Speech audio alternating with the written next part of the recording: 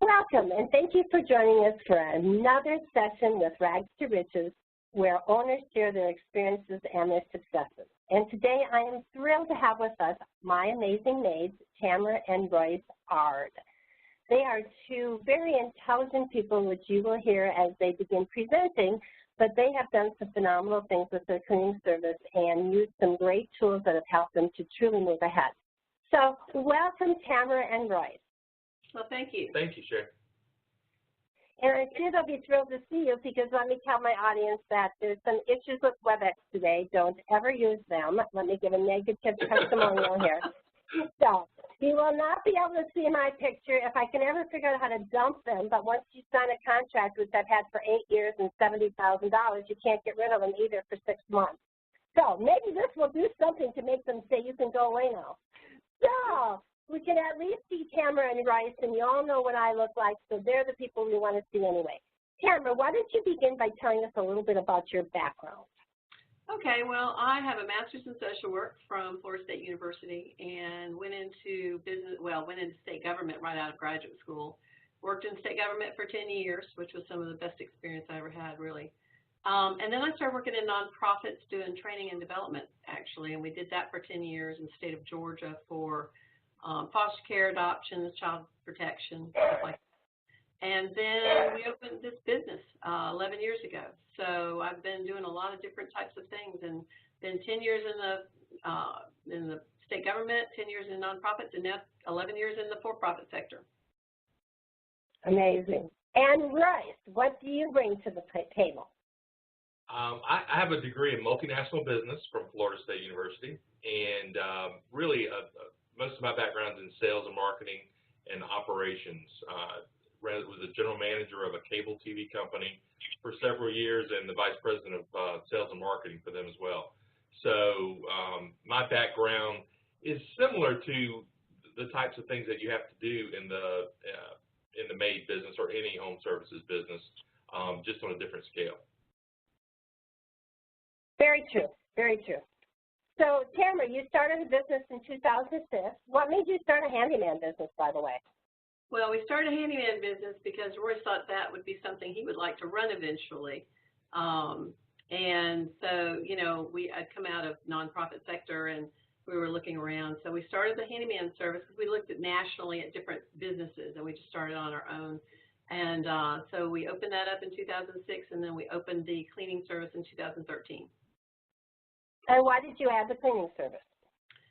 You know, this is really, I wanted somebody to clean my house every week.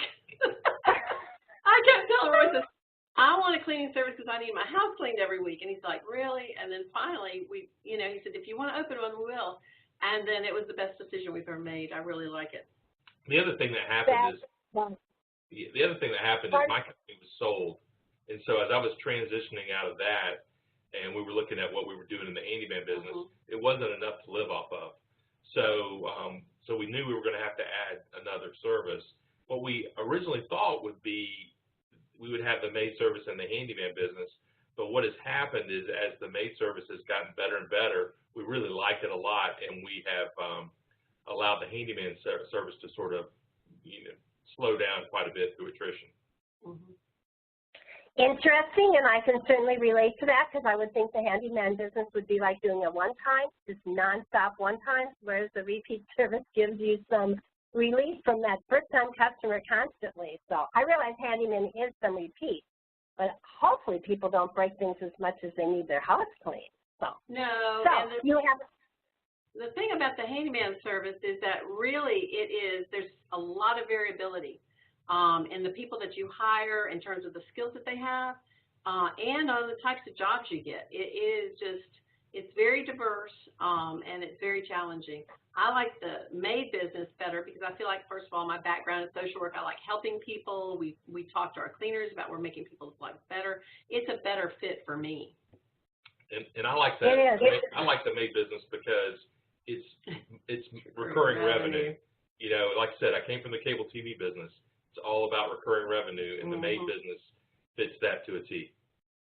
Without a doubt. Handyman, if you're good, will be recurring, but not to the level of every other week and weekly like the cleaning. I've often said this about what I do, because if I'm good at what I do, people shouldn't need me on a repeat basis. So there's nothing like repeat revenue.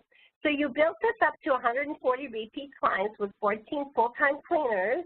Want to talk a little bit, tell a little bit more about that. Tamara, you're adding a team, correct? We're trying to add a team, yes. You know, we're just kind of on the brink of adding a team. We're trying to train. We also just added a field services coordinator position. So, you know, that kind of growth is, staffing that kind of growth is, it can be challenging. So right now we're looking for a supervisor. We did hire the field service coordinator, and we're looking to, we have enough kitchen people, we need more bathroom people. You know, that's the way it always goes, I think. But we're running 5 teams about twice a week. When we're doing 2-man on the days that we're running 5 teams, we're doing 2 2-man teams and 3 3-man teams. Perfect. That's a good way to grow, a very good way to grow. So who does the training in your company right now? Right now it's me. Well, I'm doing the bulk of it. Royce is doing certain pieces of it. And we kind of, after we went in business together, we realized after about 6 months what we both kind of sorted ourselves into. So I do all the policies and procedures, the who's who in the company, the history of the company, and then I do like the cleaning methods and the approaches and the process. Royce, he and I split back and forth because he knows the chemicals better. He tends to do chemicals and equipment. And then he does all the softwares because, we have an HR software that they use. All our people have tablets, and we use a, Jobber, which is our software for scheduling. So Roy tends to do those kind of things. Yeah, we've adopted our training process now. The first 2 days of it looks a lot more like an orientation corporate orientation that you would get at any business. And we have found that our new hires really, really like that. Because it makes them feel like they're part of a real organization. Mm-hmm. Yeah, so we're doing, the first day is probably 9 to 3 with a drug test. The second day is probably 9 to 12. Then we're cleaning bathrooms in the afternoon. Okay. So about a day and a half before they actually get out in the field. Okay. Right. And what were you doing before? We were doing before we started using your stuff, we were doing more performance-based stuff. When I first went into the business, I started doing a lot of research on checklists and how to do it. My background is in performance-based instruction, which means that you go out and you tell somebody how to do it, you watch them do it, you do checklists, you tell them you did this, very, very hands-on. Well, that's a great idea, and I'll tell you, it works wonderfully if you have a trainer that can do it full-time. Because as you said, our supervisors were trying to do it, I was trying to do it, and it wasn't consistent. So now with the field services coordinator, I think we're going to be very fortunate to be able to do what we're doing with the videos and then our orientation, and then having somebody go and watch them clean and making sure that they're getting feedback, which is critical to the performance-based method. Yes, it is. Okay. So when you decided, number one, what made you decide to go look for it? Did you go look for a video tape, or were you looking for something to just help you, or what made you find CORE? I went to RC 2 years ago, and you spoke, and it really just spoke to me when you started talking about the system, because I'm a systems person, and we had a lot of good systems in place.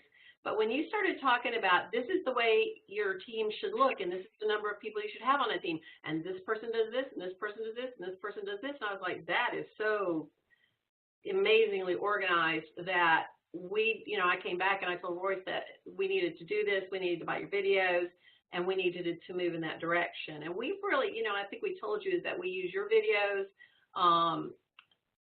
and we use the Maid Training Academy. I think I mentioned that to you, and that's a system where they have to read a manual and they have to take a test online. And they have to do that. We've got that set up where they watch the videos the first 2 to 3 weeks. The second month, they work on the level 1 Maid Training Academy. The third month, they work on the level 2 Maid Training Academy. So they have stuff all 3 months because they're on probation for 12 weeks. And if they finish all of that, then we give them a raise. Very good. Okay. So your 3 most effective training tools then are the core training, the formal orientation, and then the Maid Training Academy certification program, which we pretty well discussed. So how was the process received by the cleaners when you first made this change when you came home from convention? Okay, so we opened in 2013, and I went to my first conference in 2015. So we had been cleaning for 2 years. And as you know, if you get cleaners who you're not saying, do it this way, do it that way, they all had developed their own methods. And so we've had staff meeting. We said, you know, we got a lot of changes to make, and they were pretty skeptical about it. They were like, well, one of them was who's a pretty outspoken leader. She's still with me. She was like, that's not going to work. It's not going to work. That's the worst idea I've ever heard. So it was a challenge. But when we came back, you know, I think I told you, we changed our chemicals. We changed our equipment. We changed all kinds of things when we came back from the RC conference. And I told Royce, I said, the last thing we're going to tackle is this, you know, how they're going to clean, because changing behavior is the hardest thing you're ever going to do. One of the things, though, that allowed us to sort of build trust with our cleaners is by going to 3-person teams, we really created a career path. Mm-hmm. And we told the people, if you stick with us and you stick this out, we're going to be able to pay you more. And the way that it works is, you know, we call our cleaners 1s, 2s, and 3s.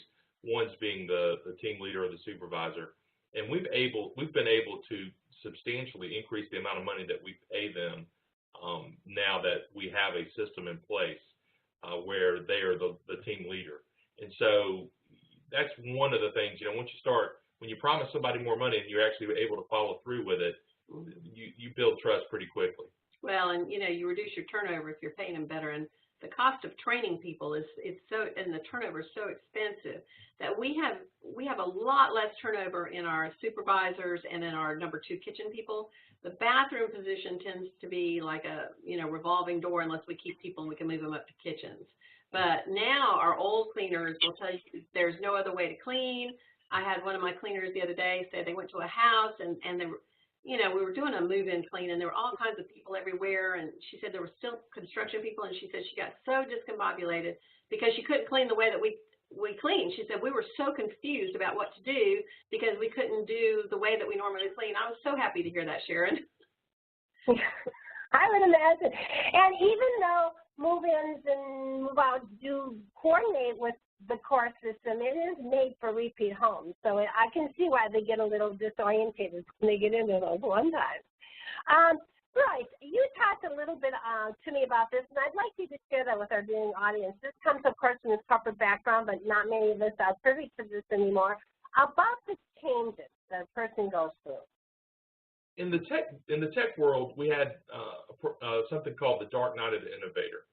And if you go online and you Google Dark Night of the Innovator, you'll find a lot about it. It's not something that I created, and several different people have different versions of it. But whether you're talking about a software upgrade or you're talking about installing a new TV in your house, a new smart TV that you're not familiar with, or in this case, installing a whole new training system, everything sort of follows the same process, and that is you find out about it and you go, man, this is going to be great. This is really going to change the way that we do business. So you buy the system and you show it to everybody and you're excited and you say, you know, this is like fireworks going off. Everything is just great. This is really going to revolutionize the way that we're doing our work. As you start to implement, you start to have problems because first of all, people are going to be like, this is never going to work. This is causing too much trouble. And you start, you know, on the happiness graph, you start going down. And eventually you get down to the bottom where you're going, man, this is really impacting our business. I don't know if we can make it here. Maybe we need to go back to what we were doing before. And that's what we call the dark night of the innovator. That's where you're losing sleep, you know, you don't really know what to do. The length of time that you stay in that losing sleep portion is the only variable part of this, okay? So if you were installing a new smart TV, you would go through the same process. But because you have YouTube, you can go in there and you can look it up and you can say, oh, I see, I just didn't do something correctly. In the case of the core training, we've got you, Sharon. So we're able to make a few phone calls, we're able to get some more information, and you're able to shorten that period of time up because you give us the information that we need to be successful. All of a sudden, things start to work properly. You start to get a few new customer referrals, like what you told us would happen, because now the customers are seeing consistent service. And so you start thinking, hey, we may make it out of this anyhow. And, you know, before you know it, the fireworks are going off again, and you're more successful than you were when you started. People have to understand, when you make major changes, when you innovate your business, you're going to go through a process like this. It's never going to be simple. It's never going to be easy, but it's worth it. The problem that people fall into is they get down to the bottom of the graph and they're like, I'm just going to quit. And you can't quit. That's the time you have to call for help. Yeah, and that's one of the things I think that people are not understanding, because if we hadn't made a decision that we were going to do this, and both Royce and I are pretty like, once we decide something, we're going to do it, we're going to do it, although there were extremely discouraging moments. It took us, how many months would you say? Probably 4. Took us 4, maybe 5 months to get everybody to where they were doing what we wanted them to do. And there is a bunch of different pieces to that. One is they were resistant to change, which most human beings are resistant to change. And then secondly, I will say this, is that I believe there are a lot of learning disabilities in the population that we hire. So, and there are a lot of variable learning styles. So whereas somebody like myself, somebody like Royce, you can sit down, you read us a handout, we go out and we say, oh, okay, like you did it, okay, like you did at the workshop. You did that hour workshop. I came back, I revamped my business based on that workshop, you know. If you give these folks a handout and say, this is the way we need to clean, they're not going to do it. You can talk to them about it over and over until you go out and you're watching them clean, and you're spending 8 or 10 hours watching each team clean, and you're saying, no, don't do it that way. This is where you're supposed to be. You're not going to make that change. And we kind of did it in the house and talking about it and doing a little workshop at our house and stuff, and we did kind of like that at first, and we thought, this is not working. So there is a lot more, like, you have to be completely committed to, you're going to go through this. And we lost clients. There was a period of time in there that during the transition that I think our quality got worse before it got significantly better. And if we hadn't thought, well, you know, we know it's going to get better, we may have quit at that point in time. Because those kind of changes and transitions create a chaos of their own. And, you know, and people are like irritable because they're trying to learn this new thing, and you're saying, no, you're not doing it right. So it was stressful. There's a couple of things I would say about it. One is, if you aren't lying awake in bed at night at some point in time, then you aren't really innovating. It's just going to happen, because it's just going to go through this process. The other thing is, you gave us a couple of benchmarks that at the time we said, I'd love to see that happen. One was that our complaints were going to fall to next to nothing. And our referrals were going to go up. And that our referrals were going to go up. We're like, sure. It is rare that we have complaints. We may have 1 or 2 complaints a month. And that's on, you know, between 300 and 400 cleanings a month. So that has totally changed. And when that happened, all of a sudden, we started getting referrals.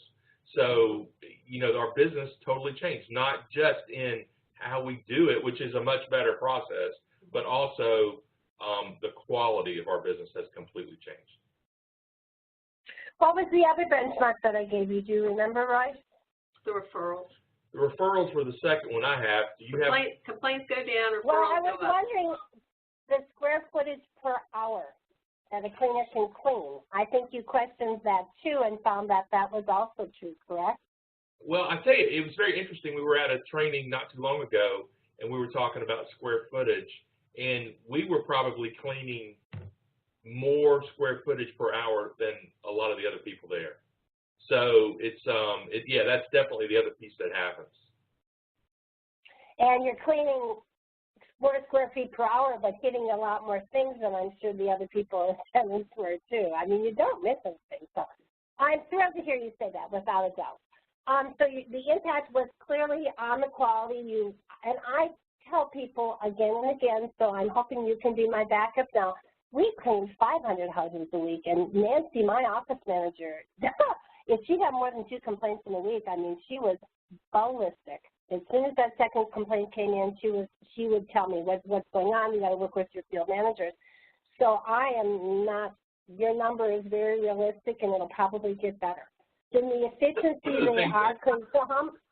One of the things that we say now is we have a zero tolerance for complaints. I mean, we just don't expect them anymore. Well, and there's a lot of accountability because you know who's doing what. So there's two different pieces. If you get a complaint in the bathroom, you know who did the bathroom, and you know the supervisor didn't QA it. I mean, so it's very clean. It's a very, no pun intended, but it's a very clear sense of who's supposed to be doing what, and if it's not being followed through on, it's something you can manage to. That is what I love about it. Well, and as I jumped ahead on the PowerPoint here to see if we had discussed this, and we really didn't enough.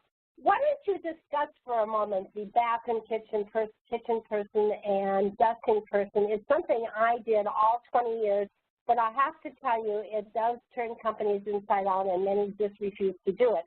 I believe in my heart that's key to this. That's what's dust. Can you talk about that for a moment? You mean like people saying, oh, nobody's going to want to do bathrooms all the time? Exactly. And then people will walk out the door, and and I don't even know that the clients see the value, the phenomenal value of keeping people in the same position. I don't think anybody gets that but you and Russ. First of all, that's one of the things you told us is that, there's certain people, they just love doing bathrooms. They're always going to want to do bathrooms. I would have stood you down on that, but you're right, because I had somebody the other day who said, please don't ever take me out of my bathrooms. I love my bathrooms. I was like, I just can't believe it, but sure. And the other thing is that part of it's an expectation issue. When we first introduced this, our existing cleaners were like, hey, I'm not cleaning bathrooms all the time, or, sometimes I clean bathrooms and sometimes I do kitchens and I don't want to do that. And so we said, well, that's not good, that's not acceptable. But now when new staff come in, we say, this is the way it works, this is the expectation. You get a raise when you go from bathrooms to kitchens, because if you can do bathrooms and kitchens, you're more valuable. You get a raise when you go to a lead, and you can do dusting, because kitchens, bathrooms, and dusting is more valuable. So they see that there's a place for them to go. There's a career, kind of a career ladder for our people. They go to the position number 3 for bathrooms, and they get promoted to 2s, and they can do bathrooms and kitchens. They get promoted to a lead, they can do bathrooms, kitchens, and dusting. They can then get promoted to a supervisor. Nobody says a word about it to us anymore. They're all like, okay. The other part, as far as giving out raises go, is it puts you in a position where you're happy to give the money out because you know that they have improved and you've added assets to your business. So it really puts you in, we say this is what it takes to get a raise, and we celebrate that raise when it happens. And I'm just as happy to give it out as they are to get it, because I know we have built more resources within our business now. Yeah, it got more capacity. Now, we did have a little snit going on. I don't know if you ever had this, is we told our people, initially, you're getting promoted to kitchens. And they're like, well, I'm not doing bathrooms anymore, right? So now we had to make a real clear thing is the reason you're more valuable is you can do bathrooms and kitchens, and if we need to run a 2-man team, you're going to be doing bathrooms. So we had to really clarify that, because there was people had 2 or 3 staff getting in a snit because they'd have to go back and do bathrooms. And now they're like, oh, that's why you're paying me more, because I could do either one, So you have to be real clear with that. But it is extremely valuable, and I always tell people, I say everything you learn to do in a bathroom is something that's going to be applicable for when you move on to kitchens. There's a lot of applicability. You're learning skills that are going to help you develop into learning more, building on those skills. So, yeah, our people, they're fine with it now. And our older staff are like, hey, I need a kitchen person, or we need more bathroom people. They're right in there with us. We just have. But you do keep your people in the same positions, unless you have a change like so. So let's for a moment talk to the value from a management perspective of that. Like, what is it like now to manage teams where they don't change positions versus what it was like when people did change positions? Oh, well, it's awesome because, again, you have the accountability of knowing who's doing what. And then if you have somebody who's out, if you have to combine teams, you make sure that you know who you're putting where, because you know what resources that team needs. And the other thing, Sharon, is that because we're doing this 3-man and 2-man team, because they all know how to do 2-man now, when we have people who call out, we come in and we readjust everything, and we'll run a two-man team. I rarely cancel jobs. I mean, because everybody understands we might break up a couple of teams into two-mans and run 2 3-mans, and, you know, everybody knows what they're doing. There's not a lot of discussion. It is much simpler, much simpler. And we just, I mean, for us to cancel jobs is extraordinarily rare. Yeah, even we just had sort of the flu come through, and we had some days where 3 and 4 people didn't show up. We had one day, we had 5 people out. I didn't cancel a job. Yeah, because we were able to, you know, it's such a flexible system. The other thing is when you go to hire someone new, a week after you've hired them, they are productive in the field. They may be slow, but they are still productive, and that is super nice. So you're not sitting with people on the payroll for 3 and 4 weeks before they can go out and really be, you know, contribute. Because all they have to learn how to do is to clean bathrooms, and there's somebody there who's going to check up after them. Yeah, so they're not only productive, but they're also not causing you any quality issues in those first couple. That's right. That's exactly right. You're not sending them out to do a whole house and then, you know, having quality issues all over the darn house. You just don't do it because the supervisor and the number 2 kitchen person knows that they have to check on that person, make sure they're doing it the way that we want them to do it. And if there's a bathroom left at the end that's not done, both your other people know how to do bathrooms, they go do it. And they get out of the house. And most of the time, they're still out of the house on time. So it's really very helpful. So some other major changes that you made, you embraced spring cleaning. We did. And I've been very happy with the information we got, again, at the conference. We went to BioClean products. They're excellent. And that's not a big thing in the South. I'm going to tell you right now, most of our people in the South would like for us to be using bleach and pine sol in their house. But it has really been something I've been able to sell and talk about. I think that the workshop that Bruce does, you know, the certification, the MAID certification, the HRT, I went through that, and I was able to talk about the, you know, the chemicals and stuff. And always, everybody has dogs here. Everybody has dogs and cats, and talking about how it's better for the dogs and cats. And the other thing is, now, we don't damage people's stuff in their house. You know, I used to have issues with bleach overspray, or people were using the wrong product on wood or whatever. We just don't have that, because any of these products, they will not hurt anything in their home. And so, you know, the only damage I really have is if somebody accidentally breaks something. And still, if we go on a deep clean, we have our steamer, or we will take Tilex. You know, and I tell people, if we're doing a first-time clean, one-time clean, we will take Tilex in case we need it, but that we prefer to use our steamer. And everybody loves the idea that we have a steamer, too. You know, I say, oh, it's greener, and we use our steamer. So, yeah, that's been really helpful. The other piece to it, when you're using regular household chemicals, even if you're getting the commercial version, then they know, well, I can go to Walmart and buy, you know, Gain to clean with. I mean, that's no problem. When you're using these chemicals, then you have set yourself up as a higher level of a company, more professional. So, because they can't just go out and research them and find them, you know, so they're not going to find them at the store. And we've had several people that have pets come back to us and want to buy the chemicals that we're using. And then at that point in time, we connect them with our, you know, where we get them from, and they're able to buy them. The only other thing I will say about this is that when we started using these chemicals, our cleaners started telling me that they're not having headaches at the end of the day, because they're not shut up in showers with Tilex, and they're not spraying bleach all over the place, and they're not using, you know, pine sol and stuff or whatever, which is very heavy chemical. And our cleaners actually feel better. So that made me happy. If we have a client that doesn't like the fact that the house doesn't smell clean, then we can add some smell at the end.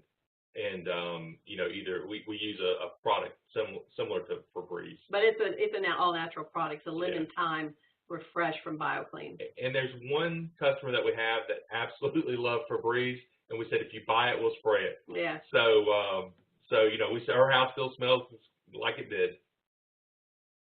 So I mean, you're in the South. How do you keep the mildew out of people's bathrooms on a repeat basis?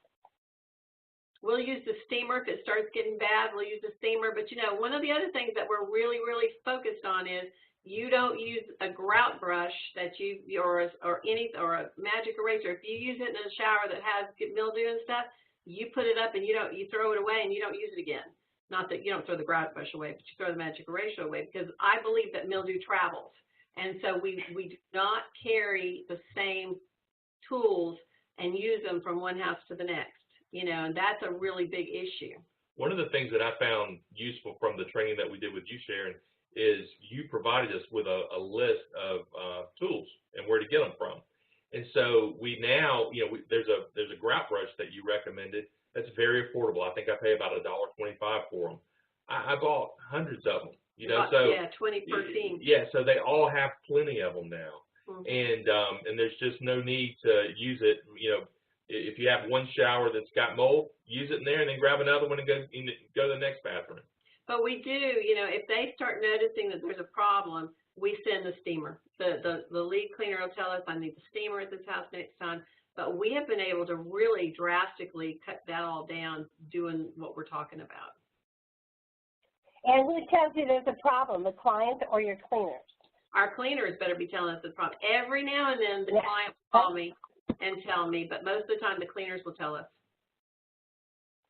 Because that's my issue, is if we wait until the client tells us there's a problem, well, they might decide to tell another cleaning service there's a problem, and we didn't fix that mildew problem proactively. That's my only concern with the retroactive reaction.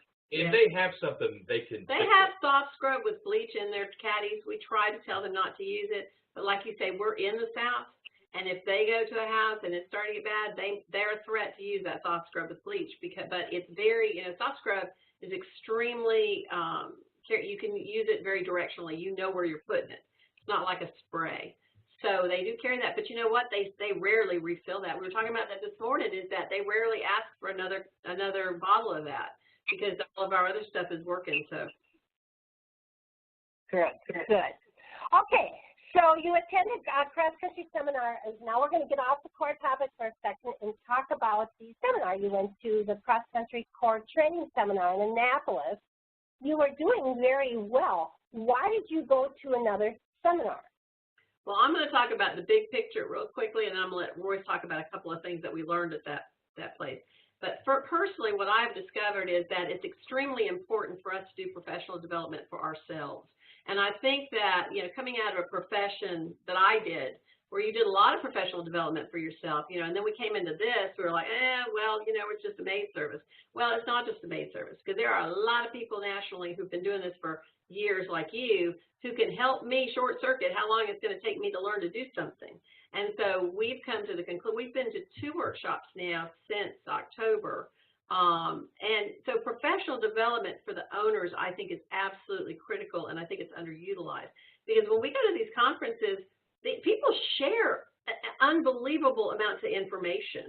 You find out, they're doing this, and they're doing that, and we always find something that we can do and we can bring back to improve our business and our practice.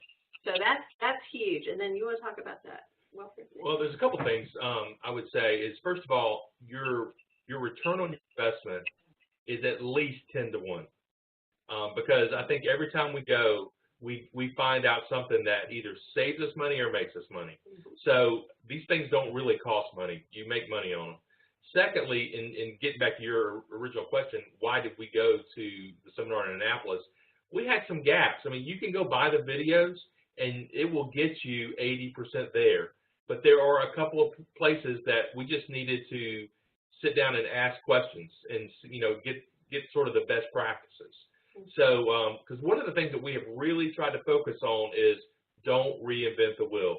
There's somebody out here who's developed a system. Let's follow that system. So that's a big piece to it. You can spend 6 months trying to figure out how to do something, or you can call somebody who's been doing it for 30 years and ask them. And I just prefer to call somebody who's been doing it for 30 years and ask them. And the other thing is that if you're going to be big, which we want to be, and you're going to scale, you have to have really good systems in place. And in order to understand what that looks like, we've been in the business 4 years. That's a very short time. And if you're going to understand what that looks like, then you need to talk to people who do that. The other thing that happens too is when you run your own small business, you don't tend to get a lot of confirmation that what you're doing is right, because as a typical business owner, you focus on the problems. You're constantly trying to fix problems. So when you go to a seminar like this, you're able to get confirmation that, yes, the things you're doing is the right way to do them. Or, gosh, you know, we're doing a lot better than we thought we were. Or they have a better idea about how to do this. Yeah, they really do re-energize you. Mm-hmm. We come back and we have a long list every time about what we need to do. One of the things that we haven't chatted about and you did take away from it was the periodic task. You want to talk about that for a second? Yeah, you know, your explanation of it, see there again, you had mentioned that at the conference, and I had seen different people's implementation of it, and to me it was not a systems method, and I couldn't see how to implement it. So there's a good example of we came to your seminar, and you said one little thing, and I said, wait a minute, that's how you do it? And you said, yeah. I said, well, that makes a lot more sense to me. So we started it this month. That is the rotational task where we're doing one deep cleaning task in each home, in each of our premier client, we call them our premier clients, and we sent out a letter. We did a letter to them. The cleaners have been dropping it off, and they've been this is refrigerator month, and I have had calls and emails from people. I've never seen anything where we've done something that the clients are calling us up and saying, I just can't believe you're doing this for me. This is the best thing I've ever heard. And one client said, I can't believe you're doing this for the same price. You know, that I'm not sure you're being a good business person if you're doing it for the same price. And I said, you know, I just want you to stay with us. I just value you. We want to take good care of your house. We appreciate your business. And we're going to do things that's going to make sure that, you know, your house is in great shape, you know, all the time. And it's been awesome. So, from a marketing perspective, we have always positioned ourselves as the best and the most expensive. So what we did is we went in and we looked at our customer list and we said, these are the customers that we can afford to implement this with. And it was about probably 80% of our biweekly and weekly customers, all of our weeklies. Yeah, see, we didn't do it for everybody, Sharon. I mean, there's some people we looked at and we said, those people cancel too much. And that's what we put in our letter is that you have to be a person who does not cancel on a regular basis. You have to keep your appointments. And then for some people, we just said we just can't do it for that house. That's just not going to work. And the other thing it does now is we have a new premier level of service, which is what we're going to pitch to everybody. So, but let's just say we pitch to them and we say, your house is going to be $170 biweekly, and they say, well, you know, I really can't pay more than $155 biweekly. We say that's great because we have this other service where we don't do the periodic task, and we'd be happy to do it for that price.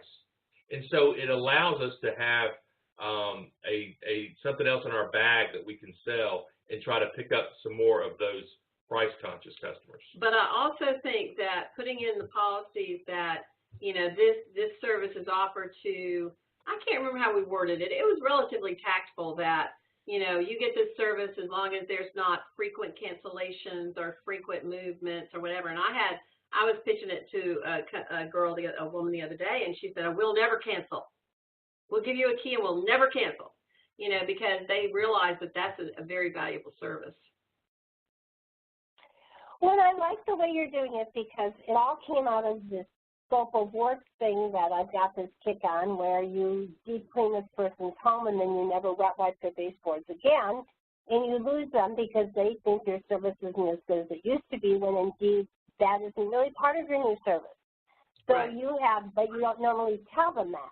You've kind of figured out a way to tell people, hey, we aren't going to wet wipe your baseboards on a regular basis unless you take the premier service. Really defines your scope of work.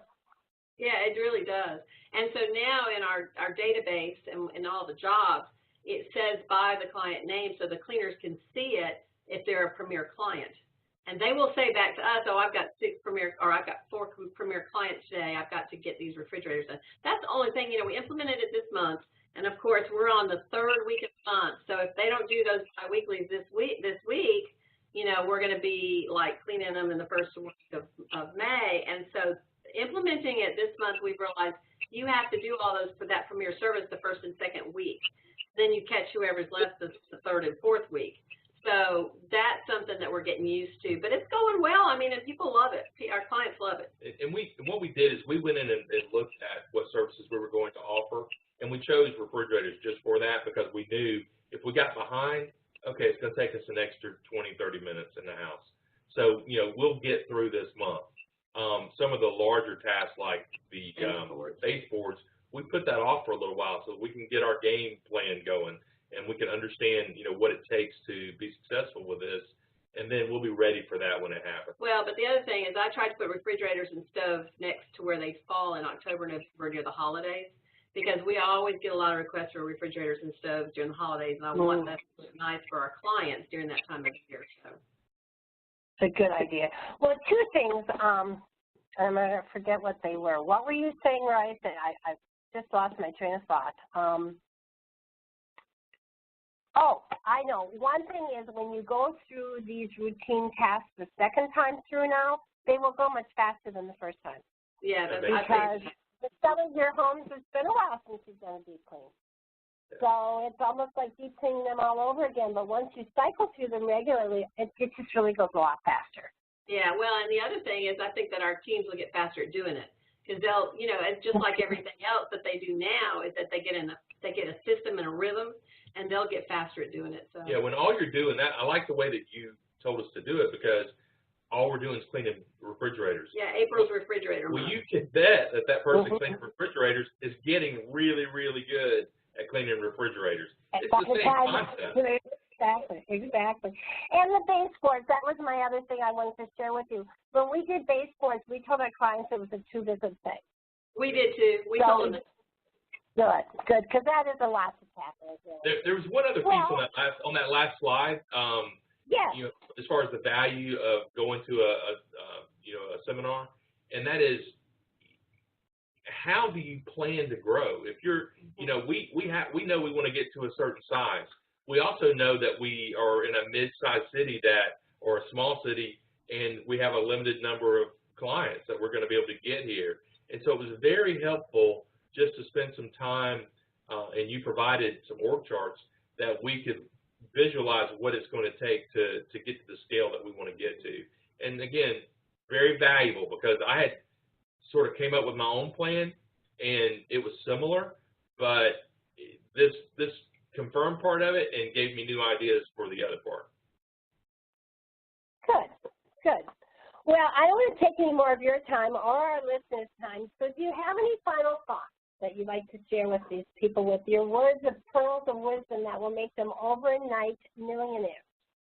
That's a recurring business. You can become a millionaire, but it just builds over time. You know, we talked about don't reinvent the wheel and the value. You know, I've got friends now that I have met through RC who I talk to on a regular basis, who are very, very important people to me. And then the only other thing, I mean, that whole thing about don't give up, because that whole dark night of the innovation, when you're making changes, and it's so easy to say, this is hard. It is hard work to make the change. But it is so much, I feel so positive now because our people come in, they get their stuff, you know, they're like, oh, you know, the kitchen person didn't do this, or I need this for our kitchen people or whatever, and off they go. We rarely hear from them the rest of the day. And there seems to be that there used to be a lot of little crises all day, and I just don't get that much anymore. Do you? No, this has become a very fun business to operate. Yeah, it's very, very predictable, which I love. Good systems, if you have systems in place. And our people who have been with me since we opened would say, gosh, I just can't believe how smooth things run now. And it's smooth, and thank God it is. Thank you, Sharon. We appreciate it. Yeah. Well, that I appreciate you saying. And it is. I mean, at 95 clients a day, it was, sure, it's always a zoo. Come on. I mean, when you get 95 clients and 60 cleaners, it's a zoo. But so was MCI when we had 1,000 people. It can run very, very smooth as anything can run when it's kind of a monster. Yeah. And I think anything over $1.5 million is a monster. I don't care what business you run. It's a lot. But if it's organized, it can really be fun, and I was gone a lot. I networked is what I did. I mean, I still worked my business, but I certainly didn't work my business. So you get to do what's fun, and that's nice. Well, I am proud of both of you. We will interview you again when you're at 300 repeat clients, which is going to be when? 300 will be next year, actually. That's what he thinks. So I think. But we're expanding to a couple of different cities, so Yeah. you know that's we're not doing it here in Columbus. It's too small. We're going to double the size of our business from last November to this November. That'll get us to close to 200. And then I think we'll get 50% growth the next year because we're going to go to a new place. Wonderful. I think you're going to make, I know you two will make it. You're very sharp. And that I will say, I mean, your background certainly didn't hurt you in growing as fast as you are, but you did some amazing growth in this last year in comparison to the original 13 years. So you need to be very proud of yourself. It's wonderful.